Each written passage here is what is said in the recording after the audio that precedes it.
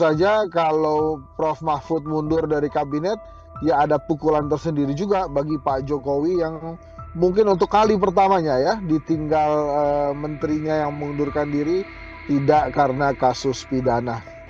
Ya kan mungkin diartikan sebagai duri dalam daging ya Oh, oleh Pak Jokowi karena Mahfud kan melawan anaknya.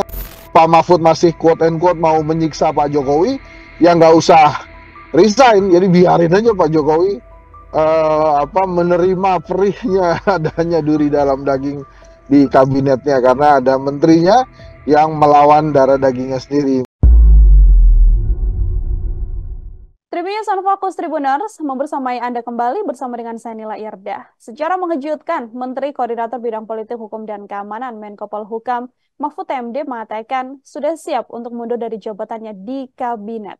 Menurut Mahfud MD, ia berupaya untuk bisa memberikan contoh agar para pejabat negara ini tidak menyalahgunakan jabatan dan juga fasilitas negara demi kepentingan kampanye. Yang juga bersamaan dengan pengakuan dari mundurnya Mahfud MD ini, ada statement juga yang disampaikan oleh Presiden Joko Widodo yang mengatakan Presiden boleh berkampanye atau bahkan memihak ke salah satu kandidat. Saya akan membahasnya bersama dengan pengamat politik sekaligus pendiri kedai kopi Bang Hendry Satrio. Tersambung dalam sambungan Zoom bersama dengan saya Bang Hensat. Apa kabar Abang? Baik-baik inilah. Gimana sehat ya? Sehat, Alhamdulillah. Terima kasih waktunya menyempatkan kebersamaan di Tribunnews Ya, on Fokus. Ini Prof. Mahfud ada rencana, sudah berstatement untuk mundur dari kabinet. Saya mau minta pengantar dari Bang Hensa terlebih dahulu. Silahkan, Bang. ya kalau menurut saya ini tinggal masalah waktu ya. Aha. Karena Pak Jokowi nampaknya sudah menyetujui juga. Jadi kalau saya jadi Prof. Mahfud sih memang ya segera-segera aja mengundurkan diri. Dan itu bisa menjadi sebuah torehan positif ya untuk etika dalam berpolitik yang dilakukan oleh Prof. Mahfud. Sekaligus ini juga bisa menjadi tekanan tersendiri bagi Prabowo Subianto dan Gibran Rakabuming Raka yang juga berada dalam atau memiliki jabatan di struktur eksekutif negara ini. Jadi Hmm. bila kemudian Prof. Mahfud menyatakan mundur, ya bukan saja elektoral yang didapat, tapi juga torehan sejarah baik untuk etika dalam berpolitik. Nah, nanti ya menurut saya sih tinggal waktu aja. Kalau saya jadi Prof. Mahfud sih ya sekarang aja. Karena kan Pak Jokowi juga sudah mengizinkan itu. Pak Mahfud memang mengeluarkan berbagai jurus ya untuk meningkatkan elektoral dia. Menurut saya salah satu pesan kunci terbaik yang dilontarkan oleh Pak Mahfud selain ingin mengundurkan diri dari kabinet adalah pada saat debat cawapres kemarin, pada Ya. saat mengucapkan atau menyampaikan kalimat penutup, dia sempat mengatakan bahwa dirinya adalah santri NU. Tentu saja ini merupakan hal yang positif di kala atau di saat NU diisukan bergerak masif ke 02 dengan Pak Mahfud menyampaikan bahwa dirinya santri NU, makin jelas bahwa dalam Pilpres kali ini warga Nahdien akan terbelah tiga. Mhm. 01 karena ada partai PKB yang memang identik sekali dengan NU, kemudian 02 yang ada ketua Muslimat NU-nya, Khofifah Indar Parawansa, dan tentu saja Pak Mahfud MD. Jadi kalau untuk warga Nahdien mungkin kehadiran Pak Mahfud dan Gus Muhaimin di dalam percaturan Pilpres lebih berarti ya karena keduanya maju sebagai calon wakil presiden berbeda dengan kehadiran NU di 02 yang hanya sebagai tim ses. Jadi mungkin penghargaannya kurang ya mungkin dinilai Mhm. oleh warga NU bila ada warga NU hanya dijadikan tim sukses saja tidak dinaikkan derajatnya sebagai wakil presiden seperti yang 01 Hmm. maupun 03. Jadi kembali ke pertanyaan Nila, sebetulnya it's only about time gitu ya dan Ya. menurut saya bila Prof Mahfud mengundurkan diri itu ada atau akan menjadi tekanan tersendiri dari rakyat Indonesia kepada Prabowo Subianto dan Gibran Rakabuming Raka yang tidak ingin melepaskan jabatan eksekutif. Jadi seperti ingin berlomba, berkompetisi, tapi dengan masih menempel fasilitas negara di dirinya. Kira-kira gitu nih lah. Hmm. Ini meskipun di momen 3 minggu menjelang kontestasi ini masih belum terlambat untuk kemudian strategi Prof. Mahfud untuk kemudian mundur dari kabinet, artinya Bang Hensat. Menurut saya tidak ada kata terlambat untuk Oh, berbuat yang baik ya. Nah ini nanti kalau untuk meningkatkan elektoral kan tergantung dari tim suksesnya Ganjar Mahfud. Bagaimana mereka bisa melakukan torehan-torehan menguntungkan dari mundurnya Mahfud MD gitu ya, yang bisa juga diterima oleh rakyat Indonesia dan memberikan suara kepada Ganjar Mahfud. Jadi menurut saya itu persoalan yang berbeda. Mundur adalah satu hal, mencontohkan hal baik secara etika politik, hmm? tapi kemudian keuntungan elektoral ya tentu saja nanti timnya bagaimana bisa menyikapi atau bisa memanfaatkan mundurnya Mahfud MD ini. Dan tentu saja kalau Prof. Mahfud mundur dari kabinet, ya ada pukulan tersendiri juga bagi Pak Jokowi yang mungkin untuk kali pertamanya ya ditinggal menterinya yang mengundurkan diri tidak karena kasus pidana gitu, Hmm. Mbak Nila. Oke, apakah ada efek domino yang kemudian bisa terjadi dengan mosi tidak percaya dari Mahfud MD, bisa saya katakan apabila memang nanti benar-benar mundur karena alasannya soal kredibilitas dan juga netralitas, Bang Hensat? Ya kalau kemudian disikapi baik ya oleh para menteri yang lain mungkin ada efek domino. Hmm? Tapi banyak sekali pertimbangannya. Misalnya mungkin Menteri Sri Mulyani ya yang masih 50-50 apakah akan mundur dari kabinet Pak Jokowi atau tidak, mungkin karena ada hal yang lebih penting yang dia pertimbangkan. Misalnya menjaga kondisi finansial Indonesia misalnya. Hmm. Jadi kalau kemudian tadi Nila menyatakan apakah ada efek domino, ya mungkin saja, tapi perkara baik atau buruknya itu pasti dipertimbangkan oleh masing-masing menteri. Tapi kalau untuk khusus Pak Mahfud, itu menurut saya akan menjadi hal yang sangat positif buat dirinya. Dan saya ulang lagi, nampaknya juga Pak Jokowi juga sudah mempersilahkan Prof. Ya. Mahfud mengundurkan diri. Jadi artinya buat apa lagi berada di kabinet pada saat Presiden sudah mempersilahkan Anda untuk Hmm. pergi. Kira-kira gitulah. Arti dari lampu hijau dari Presiden Joko Widodo untuk Prof. Mahfud mundur ini dimaknai Bang Hensat seperti apa, Bang? Karena memang sudah tidak sejalan, murni karena itu atau apa?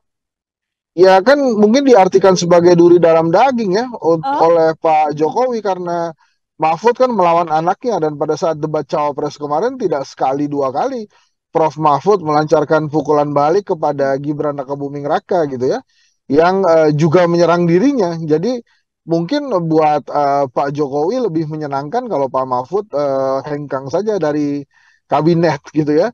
hmm. Eh, jadi kalau Pak Mahfud masih quote and quote mau menyiksa Pak Jokowi, ya nggak usah resign. Jadi biarin aja Pak Jokowi menerima perihnya adanya duri dalam daging di kabinetnya karena ada menterinya yang melawan darah dagingnya sendiri, melawan Gibran gitu kira-kira Hmm. inilah. Oke, baik. Ini Prof. Mahfud masih juga kemudian ramai diperbincangkan. Namun Presiden Jokowi tadi selain memberi lampu hijau untuk tidak masalah itu hak Prof. Mahfud untuk kemudian mundur, kan juga statement Presiden Jokowi. Bang Hensat juga sudah melihat pasti bagaimana kemudian dikatakan kepala negara boleh berkampanye dan boleh memihak pada kandidat. Komentar Bang Ya, Hensat? iya, walaupun Pak Jokowi belum mengatakan secara eksplisit bahwa dia akan berkampanye dan memihak salah satu calon presiden, tapi itu rakyat Indonesia banyak sudah mengartikan bahwa presiden memang sudah memiliki niat untuk berkampanye dan berpihak. Apalagi torehan atau ungkapan tersebut dikatakan di depan para prajurit TNI ya.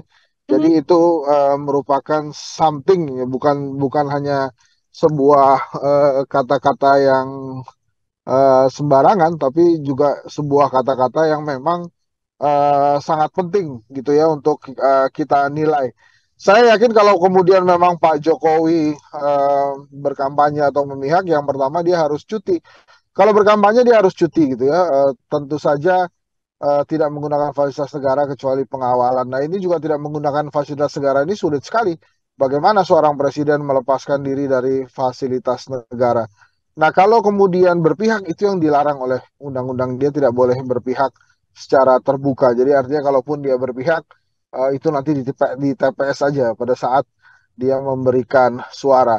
Nah, tapi apa yang dikatakan Pak Jokowi, saya menilainya beberapa hal. Yang pertama adalah ini adalah akibat penampilan buruk anaknya pada saat debat cawapres Hmm? atau debat capres-cawapres keempat yang diselenggarakan oleh KPU, yang sangat mungkin menyebabkan turunnya elektabilitas Prabowo Gibran, gitu ya. Yang kedua, nampaknya Pak Jokowi ingin mengatakan kepada rakyat Indonesia bahwa tanpa dibantu dirinya, 02 akan sulit menang satu putaran. Jadi artinya Prabowo Gibran sulit menang satu putaran. Dan kemudian yang kedua, tanpa dibantu dirinya, anaknya ini akan sulit memenangkan Pilpres 2024. Nah, jadi menurut saya memang sudah terlalu kebablasan ya Mhm. apa yang disampaikan oleh Pak Jokowi, walaupun itu memang masih wacana. Jadi saya mendoakan itu tidak terjadi.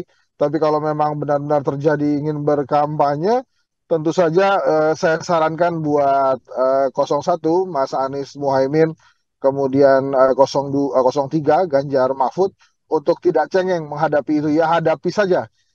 Silahkan galang kekuatan dari rakyat untuk melawan sang penguasa. Karena ini akhirnya Pak Jokowi kan menarik garis tegas bahwa dirinya penguasa melawan rakyat-rakyat yang maju melalui 01 dan 03. Jadi menurut saya harusnya perjuangan perlawanan terhadap apa namanya penguasa yang mendorong nepotisme gitu ya itu yang kemudian nampaknya keserakahan menjadi hal yang eh, apa dia bawa gitu ya dengan dinasti politiknya, nampaknya harus bertemu dengan kekuatan rakyat yang menginginkan Indonesia baik-baik saja dengan sistem demokrasi yang baik tanpa keserakahan untuk kesejahteraan rakyat Indonesia gitu Hmm. Nila. Oke, ini belum disampaikan. Artinya memang dari statement awal Presiden Jokowi belum mengatakan akan berpihak dan lain sebagainya. Kalaupun memang hal tersebut bisa terjadi begitu ya, Bang Hensat ya. Ini kan pasti keyakinannya adalah untuk kemudian bisa berjalan satu putaran. Menurut Bang Hensat, apakah dengan turunnya atau turun gunungnya Presiden Jokowi ini, keinginan untuk satu putaran akan bisa terpenuhi, Bang? Saya rasa sulit ya satu putaran ya, karena dari berbagai hasil survei juga harusnya sih dua putaran.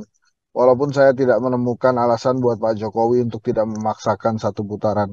Tapi menurut saya hal yang tidak baik lah kalau kemudian Presiden harus memaksakan satu putaran, walaupun sudah berkembang opini di masyarakat bahwa Prabowo Gibran bila ada dua putaran akan menemui kekalahan. Jadi artinya siapapun apakah itu Anies Baswedan maupun Ganjar Pranowo yang lolos ke dalam ke putaran kedua nanti akan bisa memenangkan kontestasi melawan Prabowo Gibran.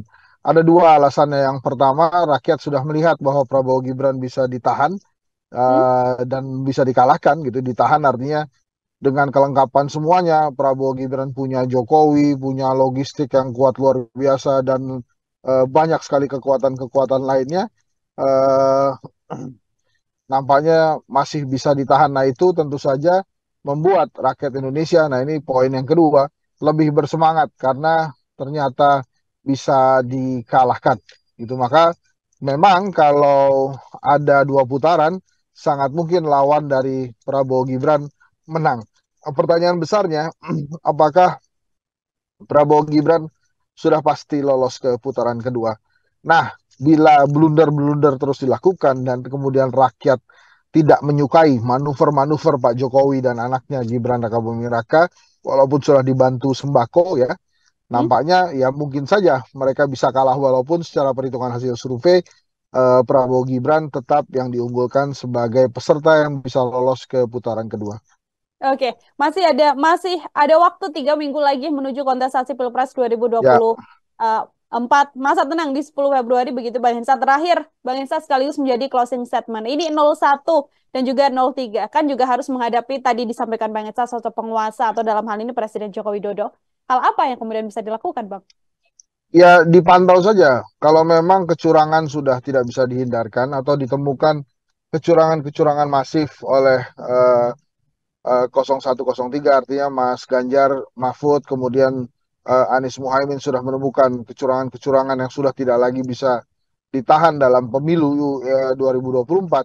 Mungkin ada baiknya mempertimbangkan opsi untuk mundur dari Pilpres 2024 gitu ya, supaya kemudian ada demokrasi yang bisa dijalankan. Apakah itu apa namanya wacana pemakzulan diluncurkan terus oleh DPR sehingga kemudian ada pilpres baru, atau memang memaksa 02 untuk menjalani hal tanpa kecurangan misalnya, atau memang meminta secara tegas KPU untuk kembali berada di posisi yang baik sebagai penyelenggara pemilu. Saya sih berharap tidak ada kecurangan yang dilakukan oleh para kontestan, dan itu semoga bisa terjadi. Jadi dugaan-dugaan kecurangan-kecurangan itu harusnya tidak ada demi majunya Indonesia ke dalam situasi yang lebih baik gitu.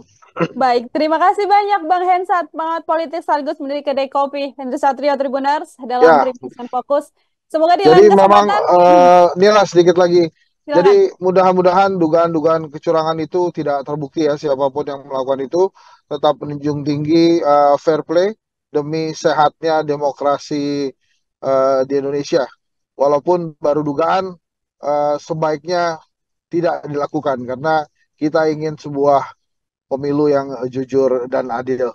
Gitu Hmm, kira-kira Nila. oke, Terima kasih. baik. Itu adalah poinnya. Bagaimana kemudian demokrasi ini bisa berjalan dengan jujur dan adil menuju kontestasi Pilpres 2024. Bang Hensat, terima kasih untuk Terima kasih kebersamaannya. banyak. Selamat beraktivitas kembali, Bang. Semoga di lain kesempatan kita bisa berbincang lagi. Ya, Tribuners, demikian obrolan saya bersama dengan pengamat politik sekaligus pendiri kedai kopi Andri Satrio. Nantikan obrolan saya lain dengan tema-tema lainnya dan juga narasumber-narasumber lain. Saya Nila Irda pamit undur diri. Terima kasih dan selamat malam. Download Tribun X sekarang. Menghadirkan lokal menjadi Indonesia.